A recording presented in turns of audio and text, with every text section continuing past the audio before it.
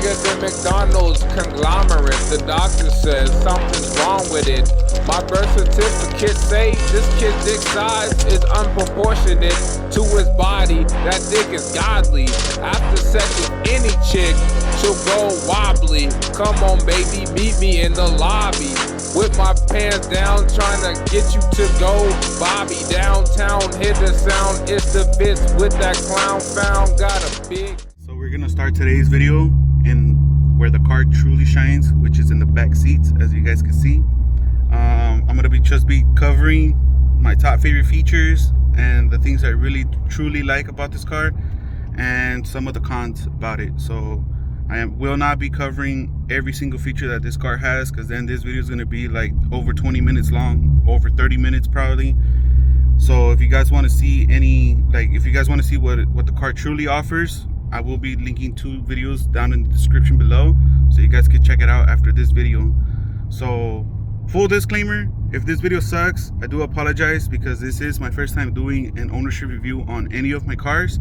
I have not done this before, so yeah, let's just hope that this video doesn't suck, and hopefully it comes out pretty decent. You know, I'm not trying to be top of the line over here. I'm just trying to make a decent video for you guys so you guys can enjoy, and not make it way too long where it's boring, you know.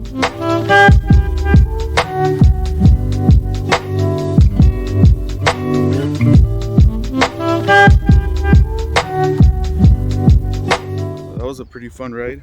It was a little scary, but it was fun nonetheless.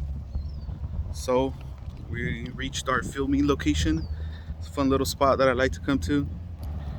And for those new viewers, or for anybody new that bumps into my channel, this is my 2020 Kia K900 VIP package. As you guys can see, it's a beautiful Panthera metal gray. I absolutely love this color. It wasn't originally my first choice, but over time this color started growing on me, so I absolutely love it.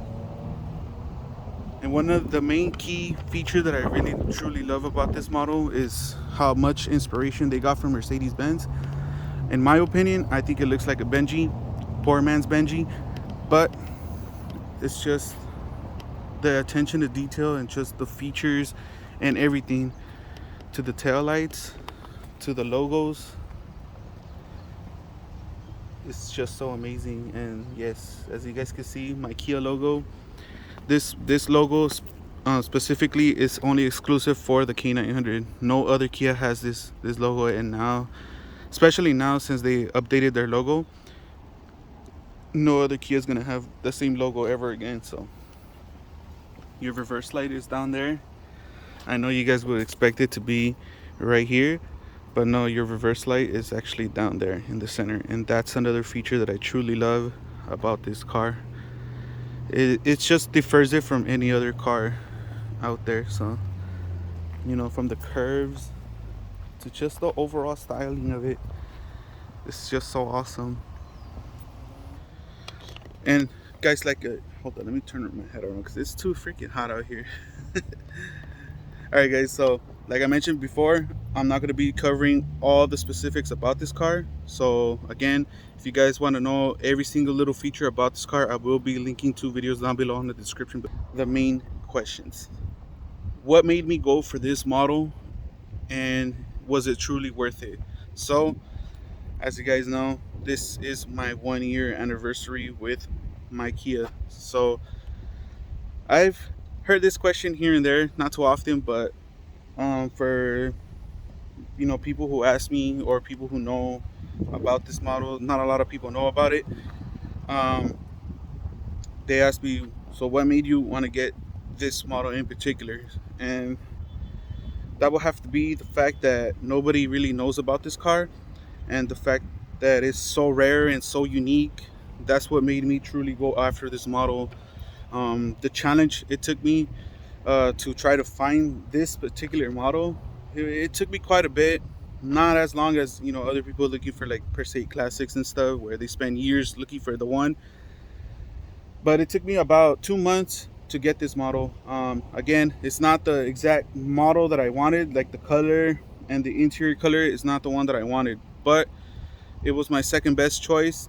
and pretty much my only choice. I don't know if that made sense, but it kind of was, because there was only two models here in SoCal.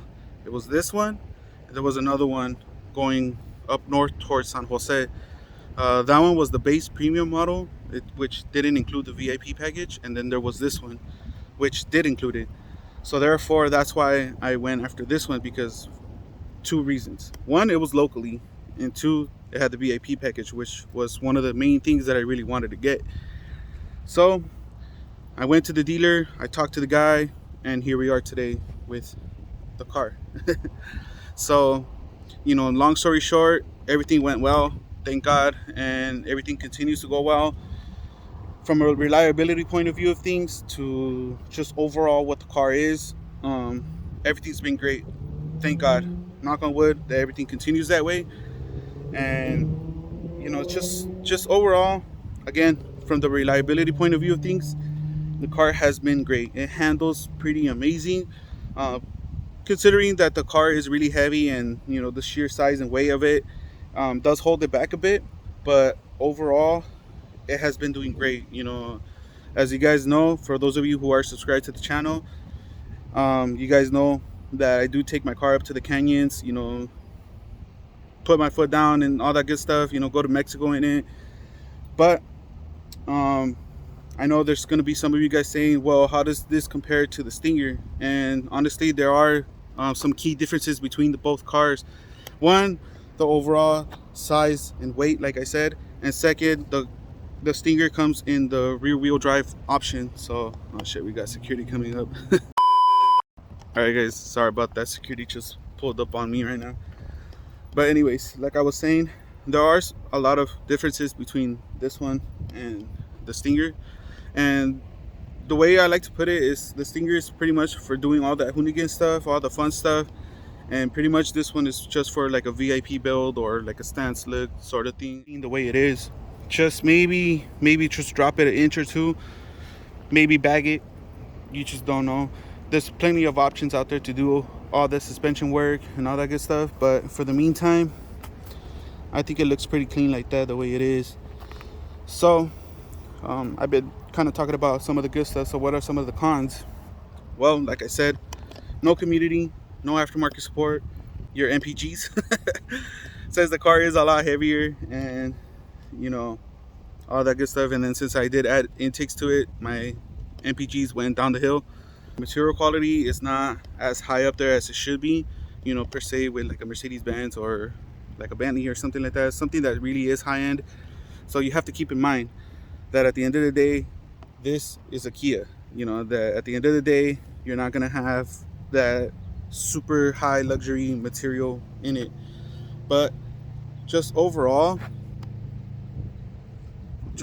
you just have to keep in mind that the material is not going to be exclusive. So for example, we're going to take a look at the interior real quick. So for example, don't mind my mess, I have to vacuum this thing.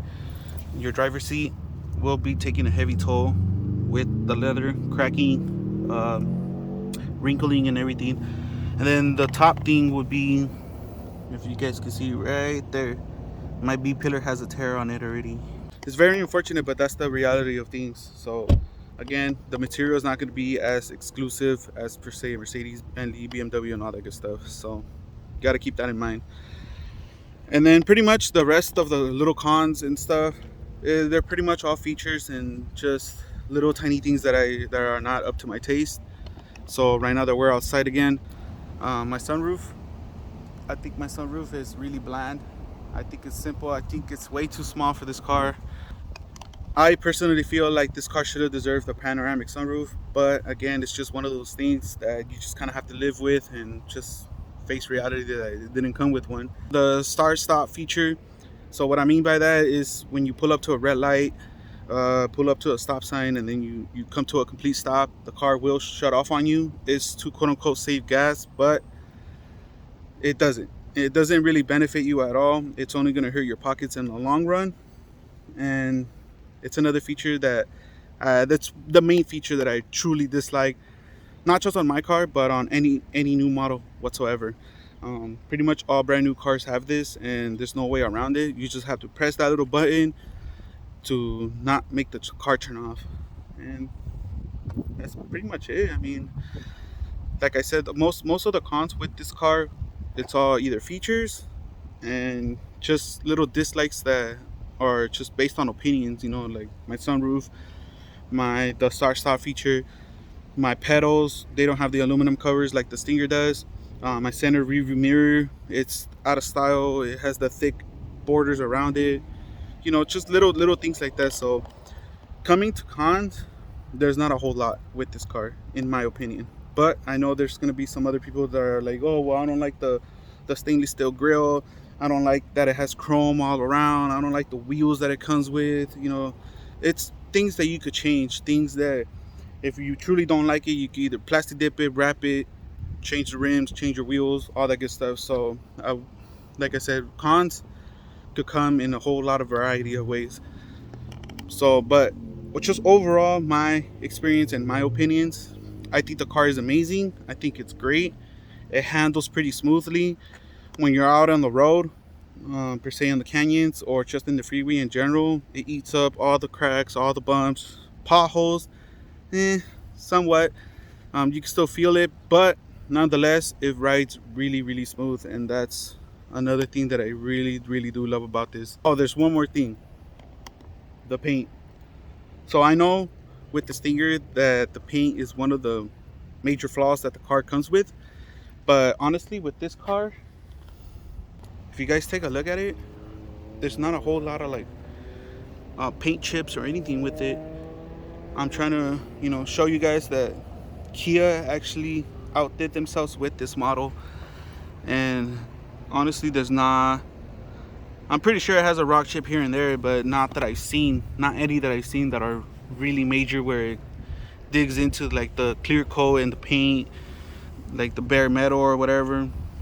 Honestly, this car is just, it's something else. Like I said, when it first came out, it was the first of its kind, and up to this point, I believe it continues to be so. My camera decided to overheat on me yet again, and I couldn't finish filming what I was filming. But again, just to kind of close the video off right here, overall my experience with the car has been amazing. Do I regret getting this car? No. Do I regret, you know, spending, or am I regretting spending $60K on this car? No, I do not regret nothing. Again, just overall experience with this car has been amazing. It is nothing compared to any other Kia out there. But what I could say is that every single new model that comes out from 2021 and forward, they did take a lot of inspiration from the K900 second generation. So again, guys, just don't forget to like, comment, subscribe, share, hit the bell, all that good stuff. And I hope you guys have a blessed weekend, weekday, or whenever I post this video. Later, guys.